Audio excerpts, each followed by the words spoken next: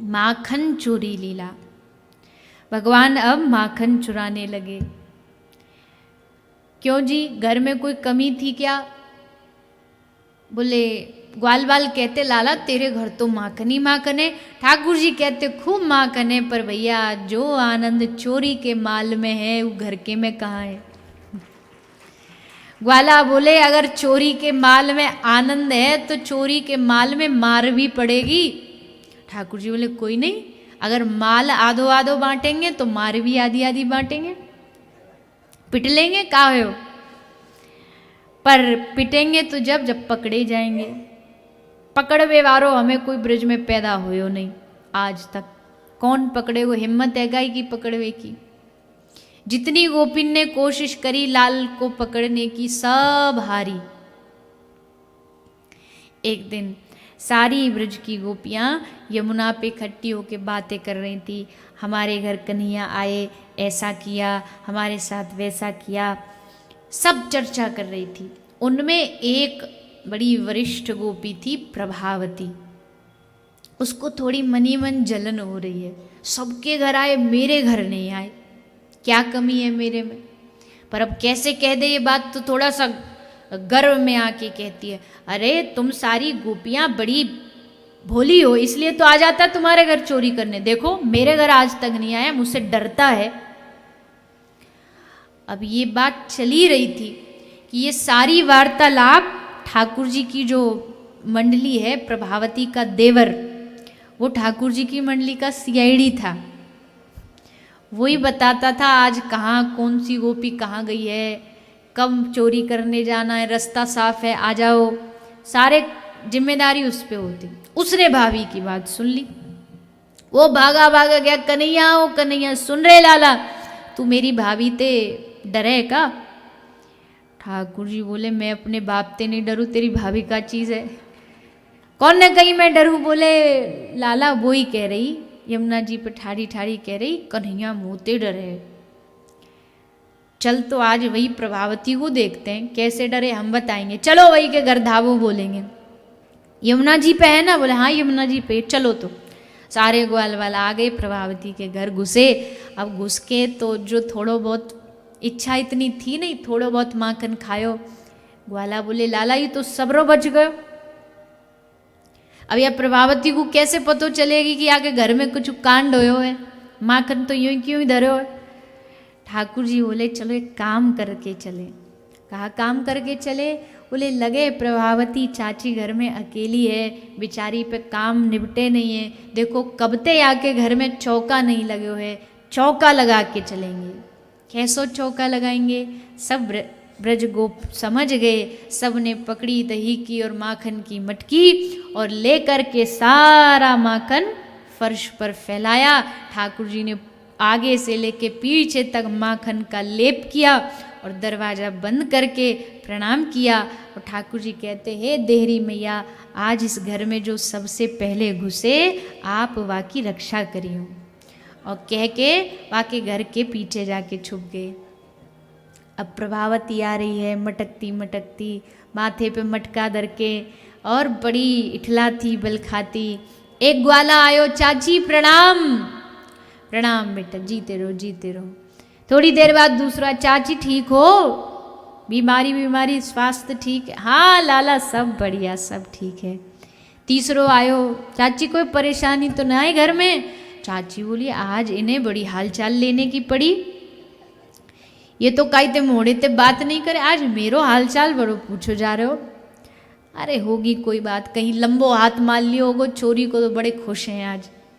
करती करती सोचती प्रभावती घर आई।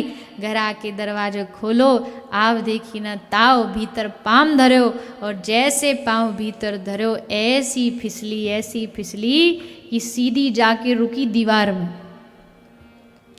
ठाकुर जी पीछे खड़े थे, जोर जोर से ताली बजा के हंसने लगे, वाह वाह वाह प्रभावती हुर्रे प्रभावती हुर्रे। ठाकुर जी कह रहे हैं धन्यवाद दे या दीवार को जाने तू बचा ले, ये ना होती तो सीधे मायके पहुंच जाती।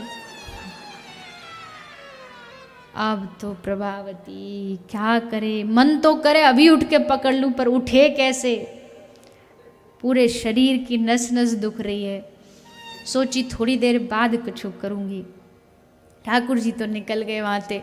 प्रभावती थोड़ी देर बाद भागी भागी मैया डोर गई, मैया देख तेरे छोरा ने मेरी का हालत बना दी। तू कहे बड़ो भोलो बड़ो सूदो, कहाँ ते सूदो है? मैया बोली अच्छा एक बात बता, प्रमाण है कोई? प्रूफ है? मैं तो बिना प्रमाण तो मानू नहीं, प्रमाण होना चाहिए। मेरे लाला ने करो, कहाँ प्रमाण है? प्रभावती बोली मैया आज तो जा रही हूँ, पर वादा करके जा रही हूँ, प्रमाण के साथ आऊंगी एक दिन, तेरे लाला को पकड़ के लेके आऊंगी। मैया बोली जा दिन पकड़ ले, वा दिन आ जाइयो। प्रभावती आ गई घर। तुरंत दूसरे दिन बड़ो स्वादिष्ट माखन निकालो।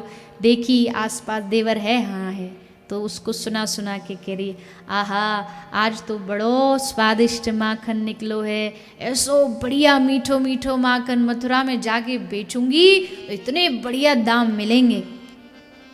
अब देवर के मुंह में आयो पानी, सोई तुरंत बोलो भाभी मैं खेलने जा रही हूँ। भाभी बोली जा, मोकू तो पता तू कहाँ जा रहे हो, जा। आ गयो देवर। लाल जी बैठे कदम के नीचे, अरे ओ कन्हैया सुन देख आज हमारे घर बड़ो अच्छो माखन निकलो। ठाकुर जी बोले कल ही तो गए तेरे घर, फिर चले जाएं आज कैसे? पहले तू ये बता भाभी कैसी है? बोले कैसी है मत पूछ, पूरी रात कराई है दर्द के मारे, तो फिर आज वा को आराम करवे दे। ना ना लाला ऐसो माखन लाला, ऐसी सुगंध है ना भूतो ना भविष्यति, हमने तो कभी खायो ही ना ऐसो माखन, हमारे ही घर चल, भाभी गई है यमुना जी पे। ठाकुर जी बोले देख लो दाल में कुछ काला लग रहा है। ग्वाल वाल बोले अरे कन्हैया तू हमारे संग है तो काहे बात को डर, चलो चल पड़े संग। प्रभावती चाची ने कहा करी, चाची ने कई ते कह के बाहर ते दरवाजो लगवा दियो और खुद जाके घर में भीतर छुप गई। और छुपी कैसे? बोले कोठरी में छुप गई और माखन की मटकी में घंटी लटका दी कि जब लाला आएगो माखन चुराएगो घंटी बजेगी वाकू में पकड़ लूंगी। ठाकुर जी आए, दरवाजो बंद देखो, अच्छा मतलब रास्ता साफ है, खोलो दरवाजो खोलो। भीतर गए, ठाकुर जी ने देखी वाह बड़ी चालाक है, मटकाते घंटी लटका के गई है मानो यमुना जी पे सुन जाएगी आकू। ठाकुर जी कह रहे घंटी को, देख रही घंटी, मैं हूँ स्वामी, तू है मेरी दास, समस्त समग्र विश्व दास है ठाकुर जी का, तो तू भी मेरी दास है। मेरी आज्ञा है जब मैं माखन चुराऊं तो तू बजना मत। जी प्रभु। घंटी स्वीकृति दे देती है। ठाकुर जी आए, ग्वाल वाल ठाड़े है गए, एक के ऊपर एक, एक के ऊपर एक, और सबसे ऊपर चोर जार शिखामणि, चोरों के सरदार श्री ठाकुर जी खड़े हो गए। मटकी में हाथ दिया, घंटी नहीं बजी। भगवान ने माखन लेकर के सब ग्वाल वालों को खिलाया, घंटी नहीं बजी। मधुमंगल के मुंह में डाला, नहीं बजी। लेकिन जैसे ठाकुर जी ने माखन अपने मुंह में डाला, टन टन टन टन टन घंटी बज गई।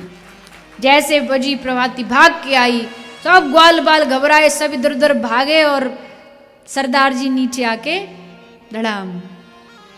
गोपी ने पकड़ लिए सरदार जी। क्यों रे कन्हैया आज तो पकड़ में आ गए हो, तेरी मैया बड़ी कही बड़ो मेरो सीधो लाला, आज दिखाऊंगी कैसो सीधो है। ठाकुर जी बोले प्रभावती देख अब जीत तो तेरी हो गई, पकड़ के तो तू लेके जाएगी, पर एक बार जाने ते पहले मुन्ने किया घंटी ते बतरा लेंदे। ठाकुर जी घंटी डोरे आए, घंटी ते कही क्यों री घंटी, तो को हमने क्या कही कि जब हम माखन चुराए तू बजना मत, हमारी आज्ञा का उल्लंघन। तो घंटी कहती है अरे ठाकुर जी हमने आपकी आज्ञा का क्या उल्लंघन किया, बताओ। आपने कहा माखन चुराए बजना मत, मैं नहीं बजी। आपने माखन सबको खिलाए, मैं नहीं बजी। आपके ग्वालाओं ने पकड़ पकड़ के मैं खूब हिलाई, मैं तब भी नहीं बजी। पर प्रभु शास्त्रों में लिखा है, शास्त्र आज्ञा में कैसे उल्लंघित कर देती। शास्त्र कहते हैं जब ठाकुर जी भोग लगाते हैं तब घंटी जरूर बजती है, इसलिए मैं बज गई। ठाकुर जी बोले अरे आज तो तू भी धोखा दे गई, आज तो पकड़ना हमारा निश्चित है, पर चलो कोई बात नहीं, कृष्ण है, अभी तो पूरा रास्ता बाकी है, सोच लेंगे कुछ। चल पड़ी प्रभावती कृष्ण का हाथ पकड़ के। ब्रज में घूंघट की प्रथा है, आज भी है, तो घूंघट करके चल पड़ी, लाल जी का हाथ पकड़ के। आगे आगे प्रभावती लाला को पकड़ के जा रही है, पीछे पीछे पूरे ग्वाल बालाओं की शोभा यात्रा चल रही है। तो श्री ठाकुर जी के जो प्रभावती का देवर है वो सबकी अध्यक्षता करता हुआ सबसे आगे चल रहा है। ठाकुर जी ने दिमाग लगाया, बोले गोपी तू इतनी हट्टी कट्टी है, इतनी जोर ते कस के मेरो हाथ पकड़ रखो, देख लाल है गयो पूरा हाथ, मैं ऐसो कोमल मेरे हाथ इतनी जोर ते पकड़ रखे हुए, छोड़ या हाथ को, दुख रहे मेरा हाथ, दूसरा हाथ पकड़ ले। प्रभावती ने हाथ छोड़ा, जैसे हाथ छोड़ा तो जो देवर पीछे चला, ठाकुर जी ने वहाँ को इशारो करो यहाँ। अब वो तो डरे, लाला मैं नहीं आऊँ। ठाकुर जी को पता ही आ कि लड्डू बड़े पसंद है, वो लड्डू खाएगो, तेरे ताई लड्डू बनवाऊंगो मैया पे। लड्डू के मारे मुंह में पानी आ गयो, सो भागो भागो आयो। ठाकुर जी ने वही देवर को हाथ प्रभावती के हाथ में पकड़ायो और बोले चाची चल। अब चाची तो घूंघट में कछु दिखाई तो दियो नहीं, सोई पकड़ के चल गई, बाल उम्र सम उम्र थी। अब ठाकुर जी वहां से भागे और सीधा भाग करके पीछे से पहुंच गए मैया यशोदा के पास। यशोदा मैया की गोदी में जाके बैठ गए। मैया ये गोपी कितनी परेशान करें, तेरे पास रोज शिकायत लेके आवे, तेरो लाला ऐसो, तेरो लाला चोरी करे, बता मैया मैं कभी चोरी कर सकूँ का? मैया बोली कतई नहीं कर सके। तो मैया तो को पतो ये सारी गोपियां तोते और मोते चिड़े। मैया बोली क्यों चिड़ेंगी ये गोपी? बोले ये हमारे चिड़े ना, इनके पास इतनो तेरो जैसो सुंदर सुशील सत्यवादी बेटा इनके ढोरे ना है ना, ये हमारे चिड़े। मैया बोली हाँ बात तो तू सच्ची कह रहे हो। ठाकुर जी बोले देख मैया अभी अभी मेरे ग्वाला ने आके मुझको खबर दी प्रभावती आ रही है शिकायत करने। मैंने सोची मैया तो को पहले तो ही दिखा दूं कि मैं चोरी नहीं करूं या हमारे तेरे ढोरे आ गए।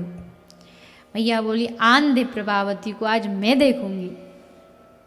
अब वहाँ तो ठाकुर जी तैयार पूरा सब सेट कर दिए। यहाँ प्रभावती हो बड़े शान से पूरे गांव में हल्ला मचाती आ रही, कन्हैया पकड़ लिया कन्हैया। सारे ग्वाल बाल पीछे हंसते हुए यार प्रभावती है गई बावरी। अब ठाकुर जी को देवर को लेके पहुंच गई नंद महल, आवाज लगाई अरे ओ यशोदा मैया बाहर आ, देख तेरे लाला को पकड़ के लाई। यशोदा मैया बाहर आई। प्रभावती ने कही देखो मैया तुम कहती थी चोरी नहीं करता, ये लो प्रमाण लो, देखो आज पकड़ के रंगे हाथ लाई हूं। मैया बोली गोपी लाला को आगे कर, आगे करो। अरे गोपी घूंघट तो उठा। जैसे प्रभावती ने घूंघट उठायो, आगे खड़े देवर को देखो, बस देखती खड़ी खड़ी रह गई। अरे छोरा तू कहाँ ते आयो? छोरा बोलो भाभी जी लगता है रात को आप सोई नहीं हो, इसलिए दिन में भी सपने देख रही हो, कन्हैया को पकड़ने के सपने देख रही।